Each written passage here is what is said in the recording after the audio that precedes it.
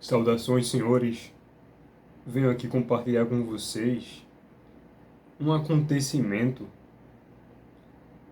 baseado em uma leitura que me fez pensar a respeito de um grande questionamento que tem sido levantado nesse boom de metafísica em redes sociais e pessoas espiritualizadas e até querem entender porque aquilo que elas mais temem é isso que acontece e o que elas aparentemente mais desejam relacionado ao bem próprio se afasta delas.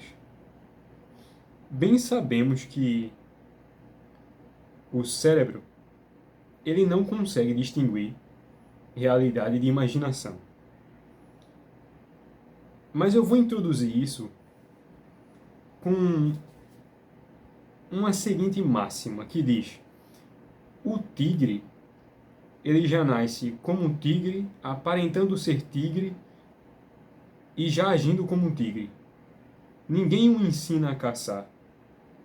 Ninguém seleciona para ele as presas da sua base da cadeia alimentar. Ninguém diz como ele deve espreitar e conseguir abater as suas presas e identificar vulnerabilidade na sua caça para que ele consiga conservar energia. Mas para o homem não é assim.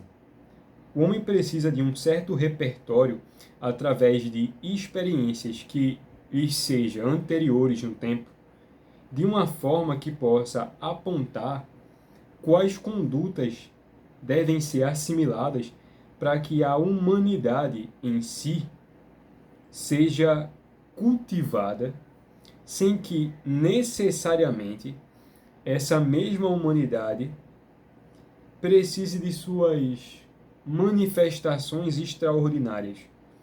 O que eu quero dizer com isso é que os maiores atos da humanidade eles não estão propriamente em feitos de reconhecimento onde as pessoas possam se espelhar em você, mas né, é na execução invisível diária de pequenas atitudes que fazem com que este homem pertença à humanidade.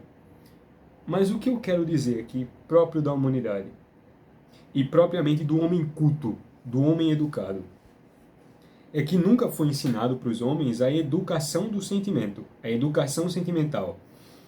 Mas que essa máxima que vamos trazer aqui, do porquê que aquilo que nós mais tememos é isso que acontece,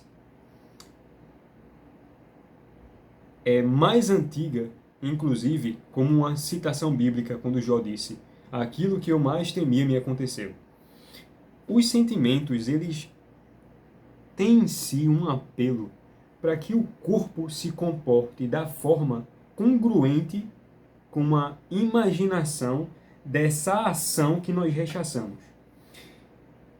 Aparentemente, nós não o desejamos, mas pelo sentimento já damos a legalidade para o corpo se inclinar todo o ser para. Não só o corpo, mas todo o ser se inclina a isto, obedecendo e acatando as sugestões mais intensas das imaginações. E são nessas imaginações, e eu não quero me deter em teorias aqui, porque Freud vai comentar certas coisas que as pessoas que raciocinam muito, elas tendem a construir uma complexidade para fugir de algo simples. Não é isso que eu quero falar. Eu quero falar que a tendência do homem em si é a profundidade.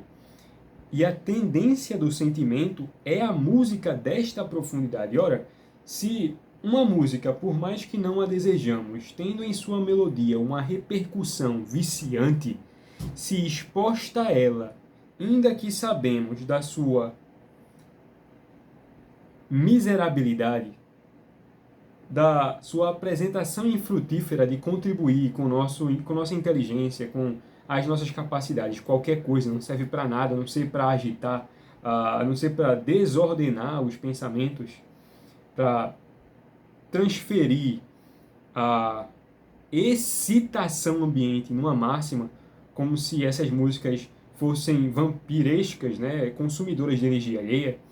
Por mais que sabemos dessa ausência de qualidade, ainda assim não estamos imunes a assimilá-las no nosso interior. E, como dizia o poeta, conosco mesmo começarmos a recitá-la como uma espécie de oração. Assim como uma música que não desejamos, ela entra pelos nossos ouvidos e a nossa imaginação bombeia todas as suas informações, criando cenários. E o cérebro, como não é responsável por trabalhar a profundidade da alma humana, as suas operações são totalmente distintas e a ciência moderna, a passos de tartaruga, mal consegue espreguiçar alguma palavra, é de que esse esforço do sentimento em rechaçar o que não se deseja é o próprio desejo, a própria concessão, a lei decretada para que este mal a ser evitado possa acontecer. Você começa a conspirar contra si mesmo para realizar o que você evita. Como se fosse uma espécie de varrer para debaixo do tapete, para que depois de amontoar eu possa tirar o tapete e ter uma surpresa a mim mesmo. Você sabe que aquilo está lá e que irá tomar certo volume, mas porque aparentemente não está na vista, temos a falsa sensação de proteção. Mas, quando banimos algo com esforço de sentimento, na verdade, estamos quase como dando a senha do cofre dos sentimentos.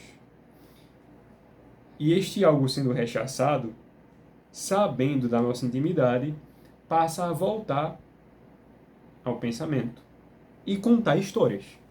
E como a tendência da imaginação é criar cenários possíveis, se os seus cenários possíveis são pobres e os seus sentimentos, vou utilizar até um termo preciso, os seus sentimentos viralizados para você mesmo, os que você mais assiste, eles começam a entender que aquilo é o que no momento você quer.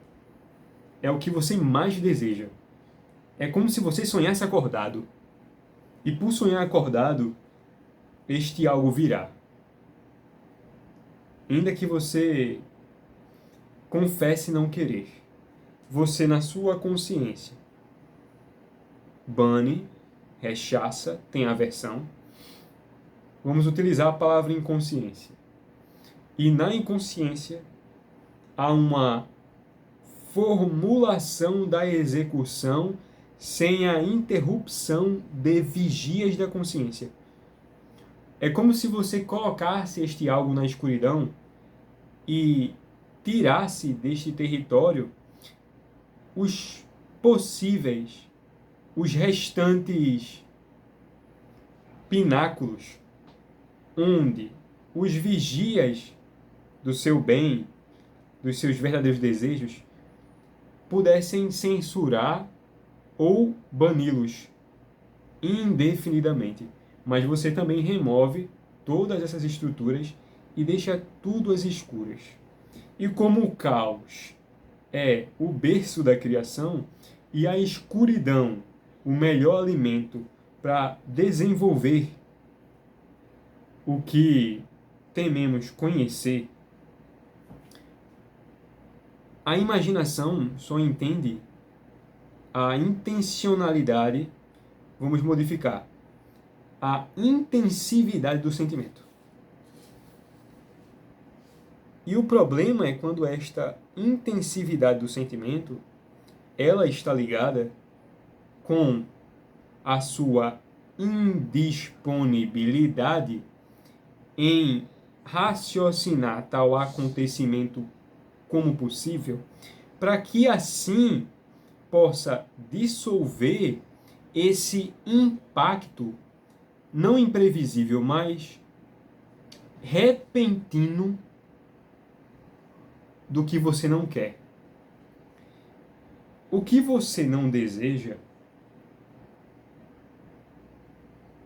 ou você consegue desenvolver uma disciplina tal a ponto de quando essa sugestão chegar, você não recepcioná-la, porque todos, querendo ou não, somos um bom anfitrião dos sentimentos mais esquisitos. E quando esses sentimentos chegam, a tendência é recebê-los, e escutá-los, e direcioná-los, e alimentá-los. Geralmente, quando estranhos chegam a alguma festa, eles encontrarão alguma espécie de recepção. Ou alguns garçons servindo bandeja, ainda que eles não tivessem sido convidados, os garçons que estão servindo bandeja só possuem uma única atividade: alimentar as pessoas da festa. O garçom não tem a lista dos convidados. Então, quem aparecer pode bem dispor daquele alimento. Assim são os sentimentos. Chegando de penetras, invasores e passando pelas suas torres de proteção, eles vão se encarregar de começar a criar filmes para você. E esses filmes serão tão coloridos que a sua negação será em si a afirmação de que você deseja que esse filme seja produzido. Você é o diretor de um filme da qual você não escreveu o roteiro. Você está dirigindo todas as cenas, mas não está criando o roteiro. Você está sendo conhecido por produzir esses filmes. Você tem ideia disso? Então, como os sentimentos não obedecem a bom e mal, os sentimentos não obedecem a moralidade. Vamos colocar moralidade não correlacionada à estreiteza de considerações. Vamos colocar moralidade quanto àquilo que é consideravelmente, universalmente bom ao ser humano. Esses sentimentos começam a entender que possuem espaço. E eles vão se alimentando do seu hospedeiro, né? Eles são como grandes sanguessugas que vão dissecando, extraindo toda a energia, vão se alimentando pela intensividade de nutrir esse mesmo sentimento. Pois a imaginação, imagine-a como não uma tábula rasa, mas uma massa informe, fresca. Qualquer aproximação que, entrando em contato, possua a mínima densidade, ela vai ser impressionada por aquela forma. O que quer que encostar nela, vamos colocar aqui um triângulo, um quadrado, o molde vai ficar. E esse molde vai ser cada vez mais preenchido, aumentado, evidenciado, até que você só passe a raciocinar de acordo com aquele molde. E o perigo é que o homem de gênio, ele é muito mais bombardeado por isso, mas ele consegue assimilar e discernir muito bem como dirigir, destruir, amputar as movimentações livres desses sentimentos. Eles não vão ter poder para fazer o que quiser. Ah, beleza, então você chegou até aqui, tá, entendi. Os sentimentos são como sanguessugas. Eles só estão lá para cumprir a função. Alimentar, divisão, a imaginação. E a imaginação vai reproduzir. E repassar esse filme várias vezes. Então, o que é que eu posso fazer para diminuir o impacto, já que não pode ser completamente evitável? Você precisa desenvolver uma disciplina, e isso é árduo, é algo extremamente hostil de ser feito, é um rigor consigo mesmo, É um estado de guerra, estado de sítio, em que a maioria das vezes nós não temos essa disposição de que assim que chega ao limiar, ao batente da nossa consciência, que estamos replicando um sentimento que nos traz aversão ou que nós não desejamos que aconteça, dificilmente teremos a disposição árdua, assim como é árduo conceber que este algo possa acontecer, também é árduo o mesmo trabalho de fragmentar essa construção. É como se você tivesse que remover tijolo por tijolo, pedra por pedra, daquelas grandes pirâmides no deserto. E o trabalho é colossal, porque você não sabe sequer quais foram as estruturas que levantaram aquela grande construção. Você não sabe por onde começar. E aí nós temos um outro problema. Porque como o ser humano, ele, para poupar energia, conserva atos mecânicos, assim também é o pensamento. E o pensamento tem a própria tendência de, para conservar conforto, de sempre se deleitar nas mesmas cenas. Ele quer comer do mesmo prato. Por isso que a variedade da profundeza o amedronta e lança muitas pessoas a desenvolverem um certo nojo do pensamento consigo mesmo, porque quando estão sozinhas pensando sobre as coisas, os próprios pensamentos o chicoteiam.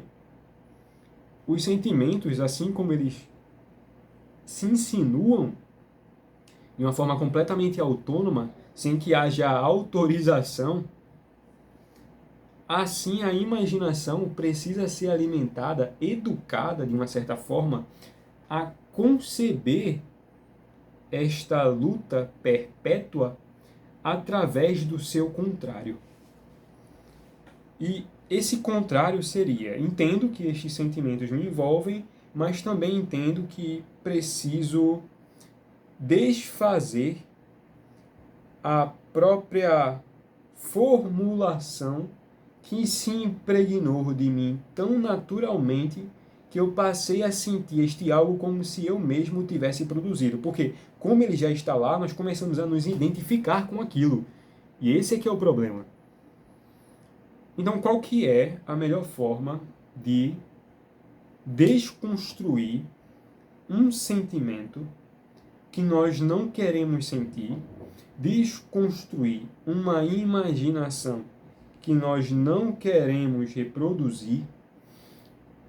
É através de, sempre que possível, não distribuir afeto, como se os sentimentos estivessem mendigando ou fossem sobreviventes e precisassem de atendimento imediato. Porque nós, como brasileiros, infelizmente, através dessa mediocridade de cultura, fomos deseducados, vamos botar adestrados, a assimilar sentimento com realidade. A criar que o que sentimos, esta é a constituição máxima do que pode acontecer. O que você precisa é de uma reeducação. E essa reeducação começa a partir do momento em que você, pacientemente, sentado consigo mesmo, passa a descrever os seus costumes de sentir. Se você não sabe onde as coisas tocam em você, e eu não estou falando aqui de vulnerabilidade, não é isso. Eu estou falando de uma permissividade por uma espécie de coragem cega em aceitar tudo como se aquilo fosse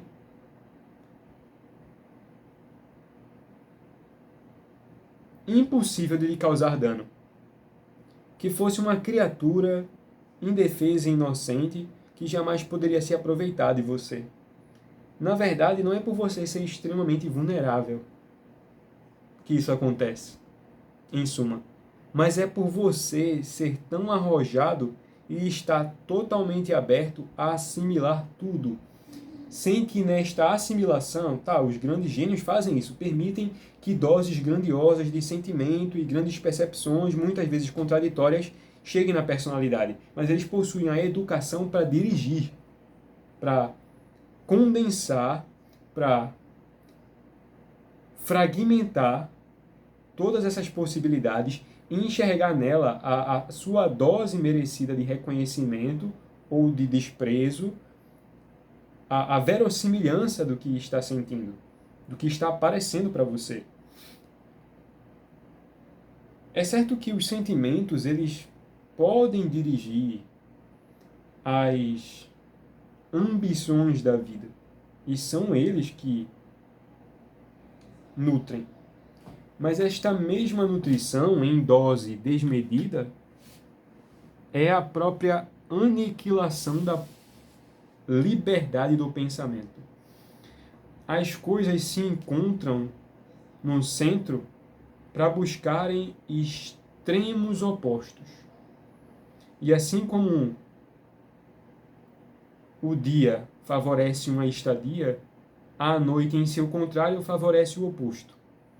Você precisa entender as necessidades que você deve buscar para desenvolver em saber alimentar e até deixar passar fome as próprias contrariedades dos seus sentimentos.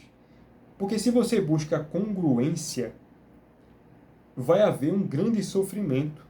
Por quê? Como o sentimento vai buscar um cenário, e o cenário, para ser assimilável na sua imaginação, precisa produzir um ato cronológico de acontecimentos, a realidade não obedece a este ato cronológico como se fosse o que se chama de efeito borboleta.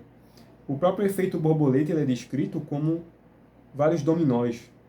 Um efeito desencadeando o outro de uma forma linear. Não digo que seja assim, de forma de regra de lei. Mas é que você tem um falso senso de previsão de acontecimentos, não porque você viu que a realidade funciona desta maneira, mas porque os seus sentimentos conduzem você para onde você mostra que quer estar através da intensividade do sentimento e você passa a raciocinar desse modo. Então a sua imaginação é uma produção do seu próprio amor.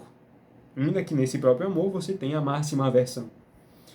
Portanto, o ato de suspender os pensamentos assim que eles chegam para saber qual é a sua nascente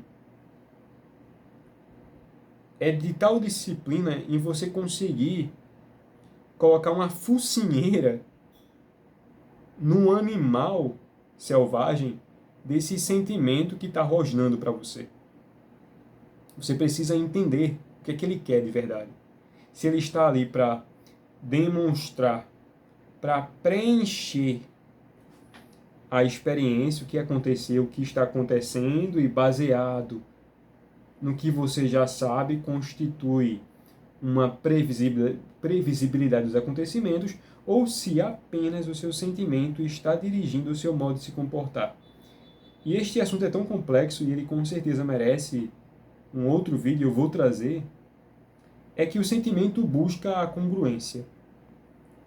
E o corpo se dirige a acatar as leis desse mesmo sentimento através de uma venda. Então você passa a enxergar sob os holofotes que esses próprios sentimentos acenderam. Não que eles estejam errados ou foram falseados, mas é que ele parte de um ponto fixo.